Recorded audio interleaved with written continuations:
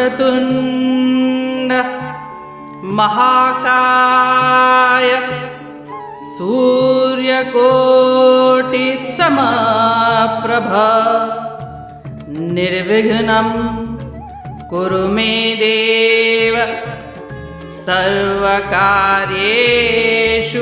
सर्वदा।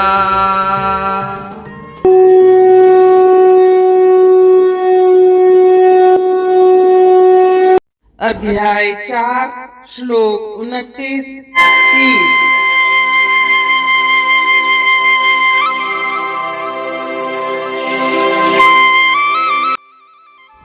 अपाने जुह्वति प्राणम प्राणे पानम तथा परे प्राणापान गतिरुद्ध्वा प्राणायाम परायणः अपरे नियताहाराः प्राणान् प्राणेषु जुह्वति सर्वे पेते यज्ञविदो यज्ञक्षपित कल्मषा।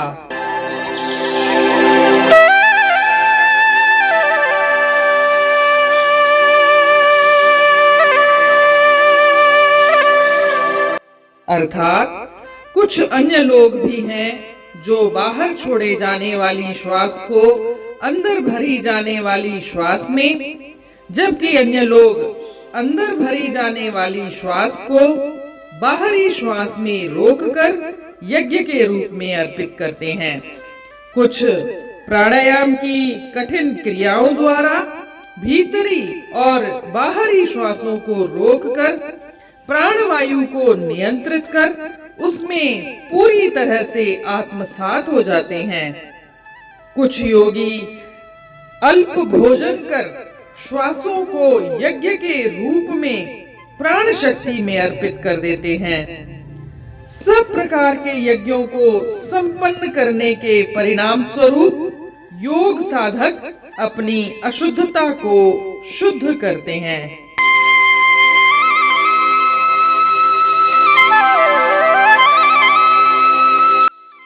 जैसा कि हम जानते हैं, श्री कृष्ण भगवान इन श्लोकों में यज्ञ के विभिन्न प्रकारों का वर्णन कर रहे हैं।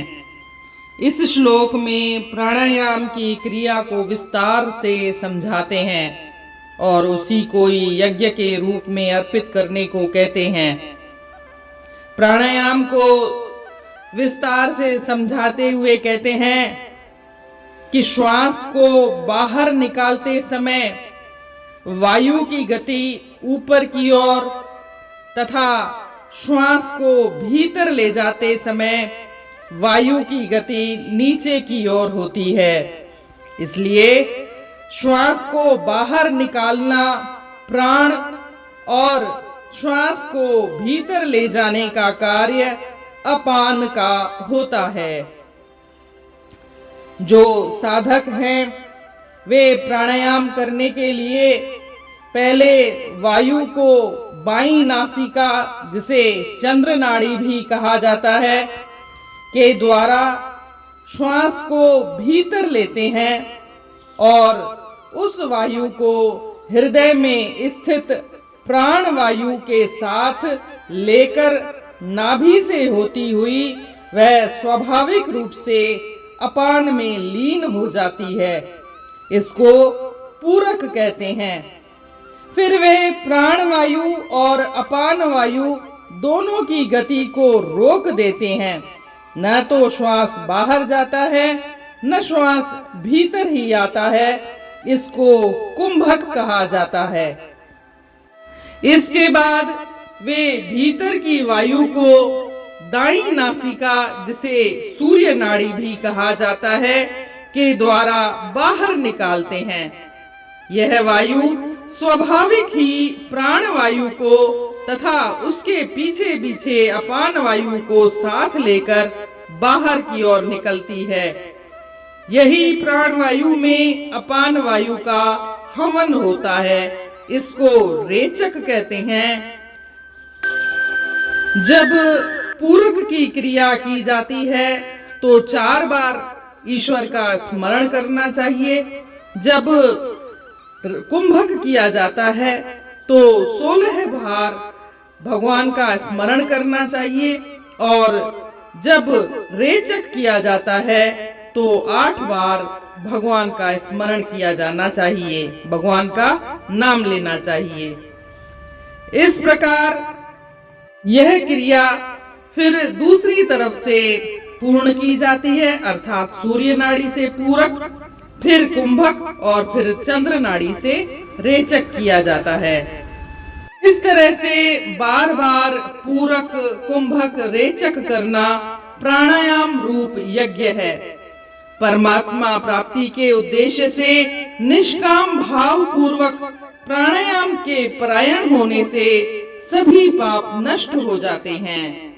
और इसके आगे कहते हैं कि नियमित आहार विहार करने वाले साधक ही प्राणों का प्राणों में हवन कर सकते हैं। प्राणों का प्राणों में हवन करने का तात्पर्य है प्राण का प्राण में और अपान का अपान में हवन करना, अर्थात प्राण और अपान को अपने अपने स्थानों पर रोक देना, न श्वास बाहर निकालना और न श्वास भीतर लेना। इसे स्तंभ वृत्ति प्राणायाम भी कहा जाता है। इस प्राणायाम से स्वाभाविक ही वृत्तियां शांत हो जाती हैं और पापों का नाश हो जाता है। केवल परमात्मा प्राप्ति का उद्देश्य रखकर प्राणायाम करने से अंतःकरण निर्मल हो जाता है और परमात्मा की प्राप्ति होती है। यहाँ श्री कृष्ण भगवान कहते हैं कि सर्वे प्येते का तात्पर्य है कि 24वें श्लोक से लेकर के 30वें श्लोक तक जितने भी प्रकारों का उन्होंने यज्ञों का वर्णन किया है, उन यज्ञों को करने से इंसान के संपूर्ण पाप नष्ट हो जाते हैं और अविनाशी परमात्मा की प्राप्ति होती है। यज्ञ करने से कर्मों से संबंध विच्छेद हो जाता है और कर्मों से संबंध विच्छेद होने पर परमात्मा का अनुभव होता है और जितने भी कर्म हैं वे अकर्म हो जाते हैं, वे बंधनकारी नहीं रहते हैं। यज्ञ करते समय जब अग्नि में आहुति दी जाती है तो आहुति दी जाने वाली वस्तुओं का रूप पहले अलग अलग होता है, परंतु अग्नि में आहुति देने के बाद उनका रूप अलग अलग नहीं रहता, बल्कि सभी वस्तुएं अग्नि रूप हो जाती हैं। ठीक उसी प्रकार विभिन्न साधनों से यज्ञ करने के बाद वे अग्नि रूप में कन्वर्ट हो जाते हैं, कर्म अकर्म हो जाते हैं। कर्म जो बंधनकारी होते हैं वे अकर्म होने पर बंधनकारी नहीं रहते हैं।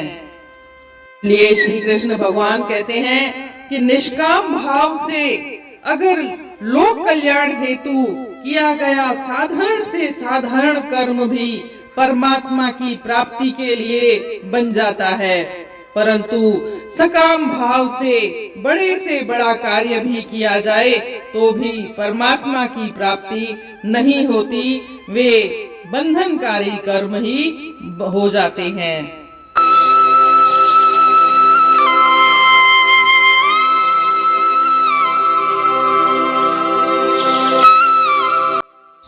Still others offer as sacrifice the outgoing breath in the incoming breath, while some offer the incoming breath into the outgoing breath. Some assiduously practice pranayam and restrain the incoming and outgoing breaths, purely absorbed in the regulation of the life energy. Yet others curtail their food intake and offer the breath into the life energy as sacrifice. All these knowers of sacrifice are cleansed of their impurities as a result of such performances.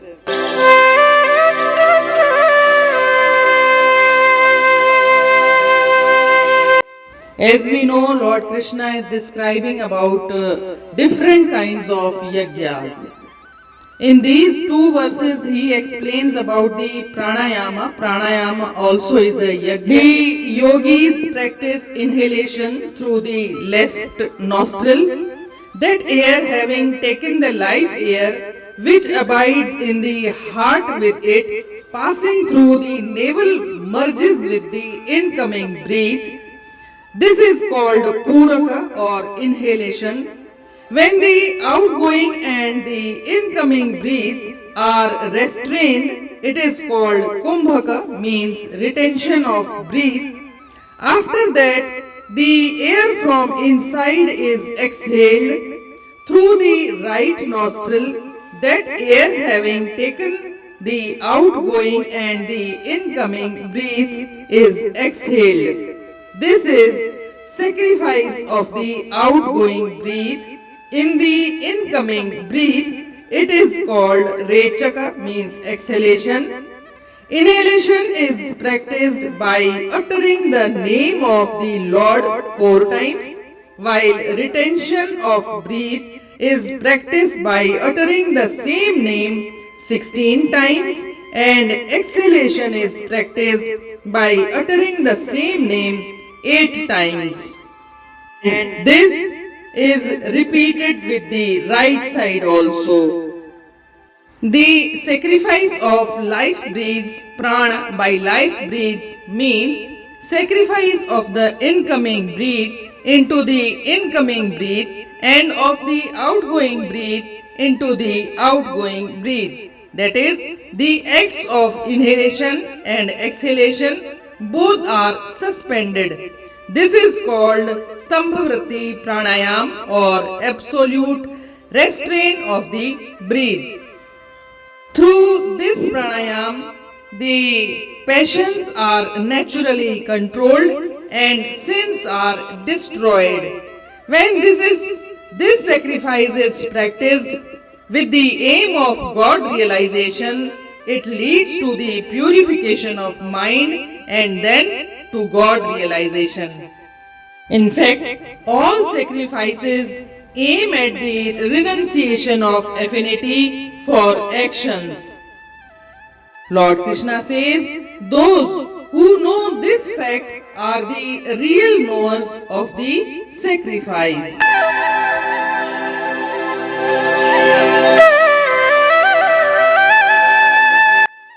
के श्वासन खे रोकण में कन था कमाल, था कन यज्ञ रोकीन था दम जी चाल, के अंदर ऐं बाहिर था आणीन प्राण, के अहिड़ीअ तरह यज्ञ कन था महान, के खाधो घटाइण जो कन था यतन, ऐं प्राणन जो प्राणन में कन था हवन, उहे यज्ञ जाराज ॼाणन सदा, संदन पाप सब थी वञन था फना।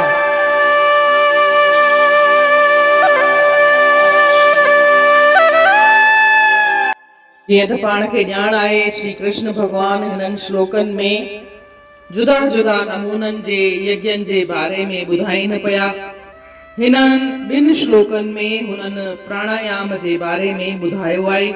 प्राणायाम करण बि हिकु यज्ञ ई आहे, पर उहो निष्काम भाव सां कयो वञणु घुर्जे।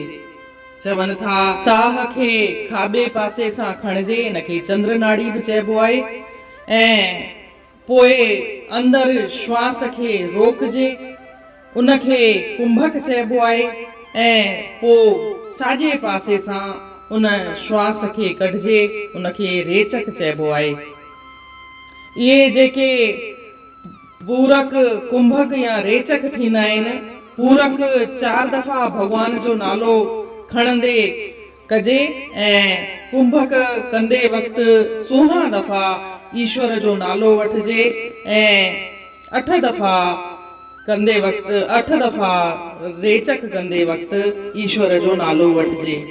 इन रीति वरी साॻी क्रिया साॼे साइड बि करणु घुर्जे, साॼे पासे खां बि उहा क्रिया दोहराइणु घुर्जे, ऐं इन रीति कंदे कंदे प्राणायाम करण सां बि पंहिंजा पाप नष्ट थी वेंदा आहिनि, परमात्मा जी प्राप्ति थींदी आहे, मन संतुलित थींदो आहे।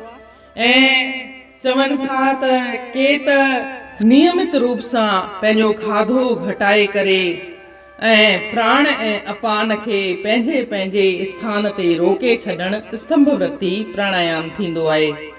इन रीति ईश्वर चवनि था त ही जुदा जुदा नमूननि जा यज्ञ आहिनि। भले तव्हां कहिड़े बि नमूने सां यज्ञ कयो, पर उहो त जेके बि आहूतियूं आहिनि उहे सभु अग्नि रूप में बदिलजी वेंदियूं आहिनि, तब्दील थी वेंदियूं आहिनि। तीअं ई पाण कहिड़े बि साधन सां कहिड़े बि नमूने सां यज्ञ कयूं, उहे त परमात्मा प्राप्तिअ जे ॾांहुं ई हलंदा आहिनि।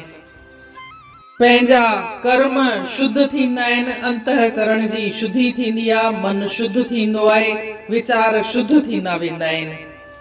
चवनि था त जेके निष्काम भाव सां पाण यज्ञ कयूं था या को बि कर्म कयूं था, उन सां जेके बि कर्म आहिनि उहे अकर्म थी वेंदा आहिनि। मतिलबु जेके बि पंहिंजा बंधनकारी कर्म हूंदा आहिनि उहे बि पाण खे ॿधंदा कोन आहिनि, जन्म मरण जे फेरनि खां छुटकारो ॾियारींदा आहिनि।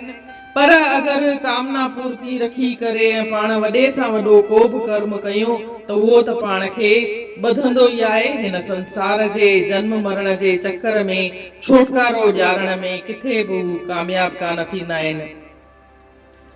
इन रीति अध्याय 4 जे श्लोक 29 ऐं 30 जो अर्थ पूर्ण थियो। सुभाणे ॾिसंदासीं 31 श्लोक। तेसी ताईं जय श्री कृष्ण।